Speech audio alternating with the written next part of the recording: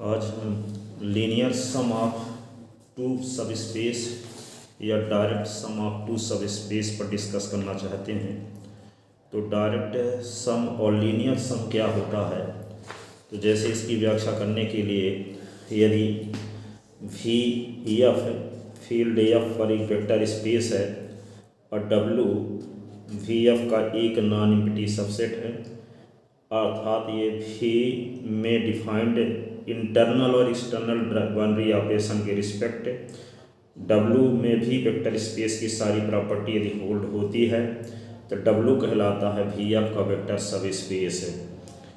अब we F field F पर जो वेक्टर स्पेस है और इसके दो सब स्पेस लें W1 और W2, तो W linear sum of vector subspace linear sum of two subspace हम डिफाइन करना चाहते हैं कि क्या होता है कि linear sum of two subspace क्या है।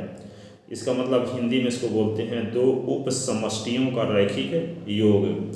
तो इसको डिफाइन इस प्रकार से कर सकते हैं कि वी एफ फील्ड एफ पर एक वेक्टर स्पेस है और W1 और W2 दो वेक्टर सब स्पेस हैं। तो W1 एंड W2 के लीनियर सम को हम डिनोट करते हैं W1 प्लस W2 से, और इसको निम्नानुसार डिफाइन करते हैं कैसे कि W1 plus W2 is equal to alpha 1 plus alpha 2, अर्थात W1 प्लस W2 का जो एलिमेंट होगा वह W1 के एक एलिमेंट और W2 के एक एलिमेंट के सम के फॉर्म में होगा, अर्थात W1 plus W2 is equal to alpha 1 plus alpha 2 such that alpha 1 belong in W1, alpha 2 belong in W2। इस प्रकार से इसको रिप्रेजेंट करेंगे। और कहने का मतलब ये हुआ कि यदि वी एफ फील्ड एफ पर एक वेक्टर स्पेस है और W1 और W2 वी एफ के वेक्टर दो सब वेक्टर सब स्पेस हैं, तो W1 और प्लस W2 का जो लीनियर सम होगा उसको हम डिनोट करते हैं W1 प्लस W2 से।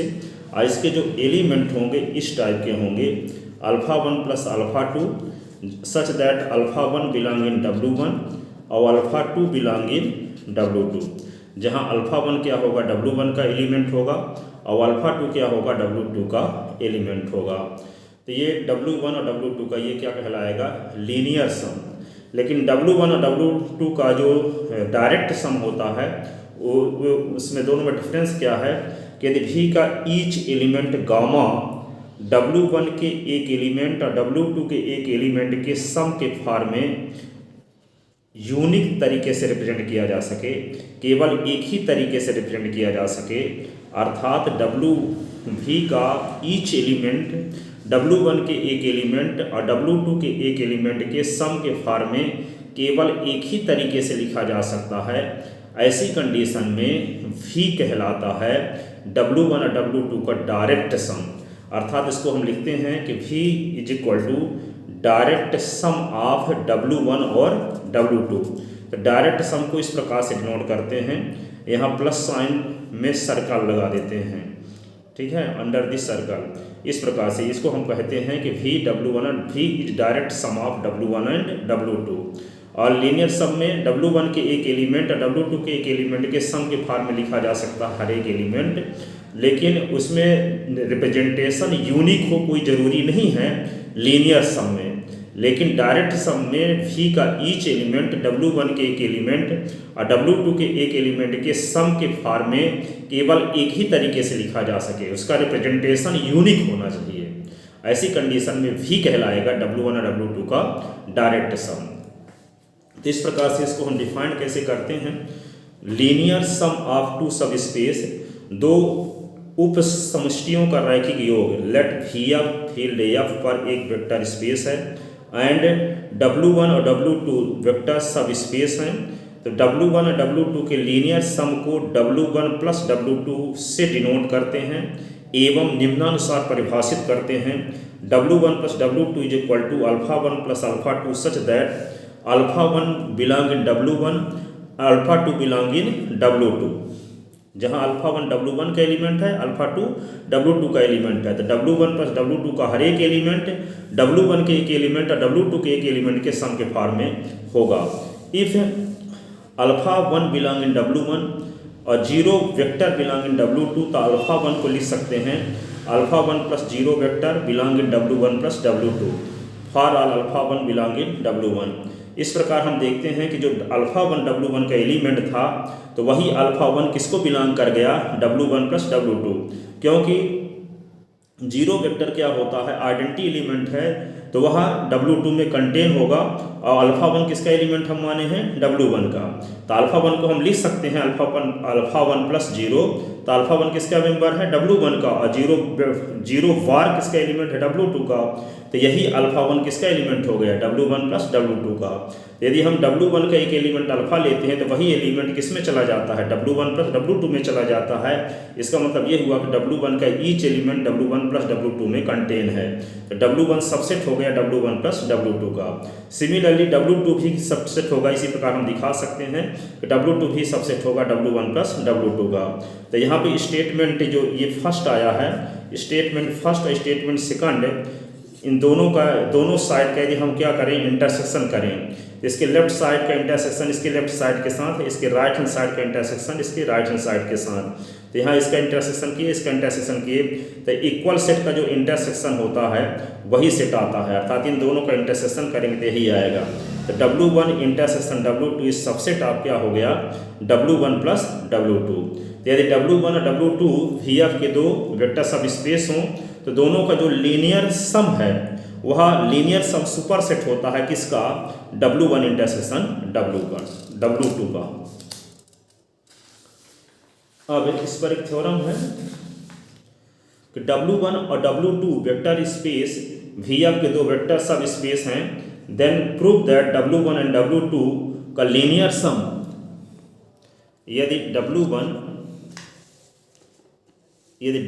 और W2 वेक्टर स्पेस VF के दो वेक्टर सब स्पेस हैं, then prove that W1 and W2 का लीनियर सम W1 प्लस W2 भी VF का वेक्टर सब स्पेस होगा।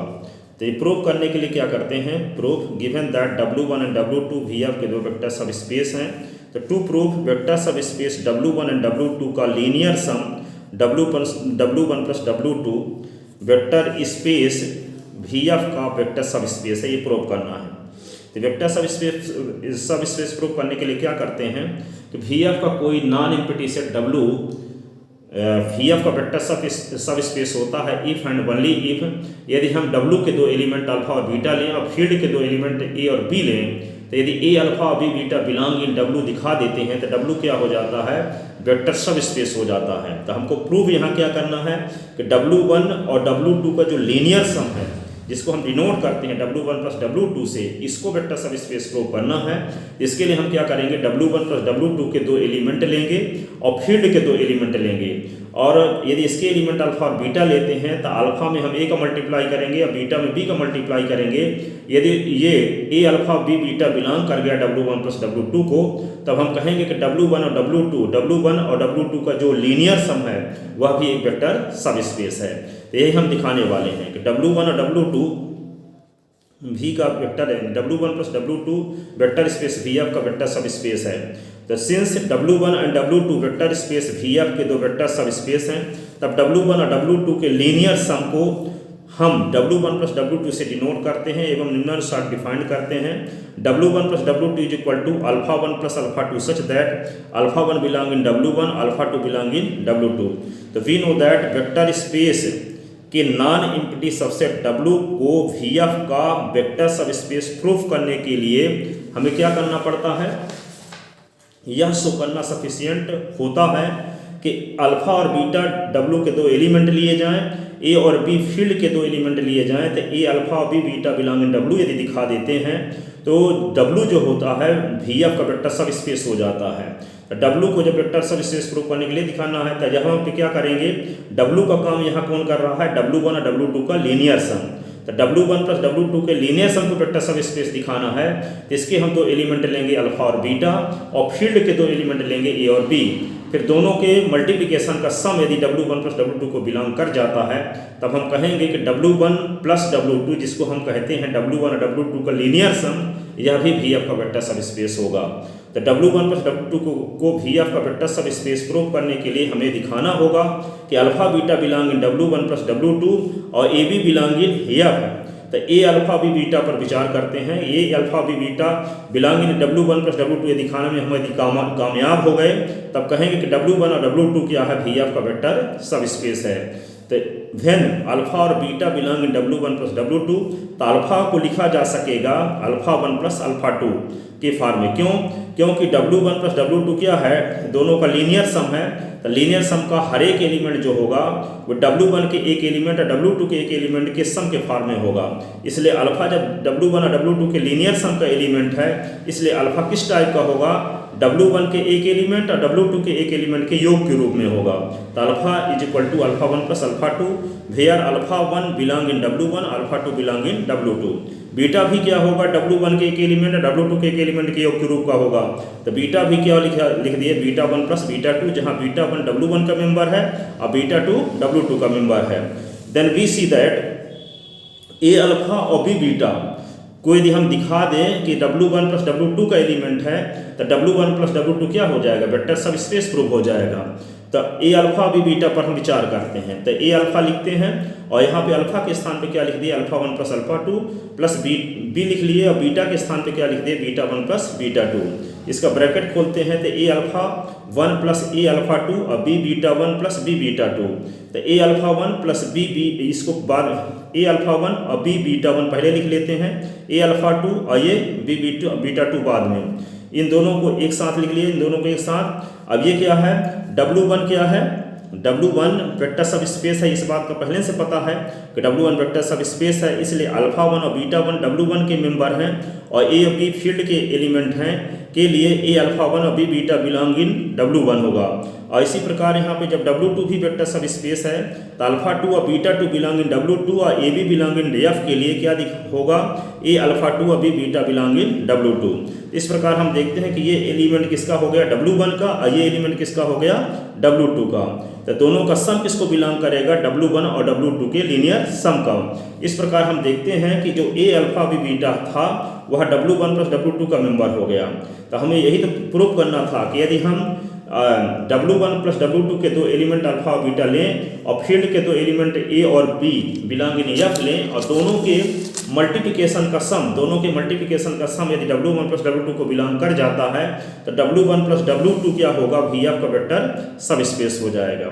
इस प्रकार ये प्रमाणित हुआ कि दो वेक्टर सब स्पेस का जो लीनियर सम है वह भी एक वेक्टर सब स्पेस होता है।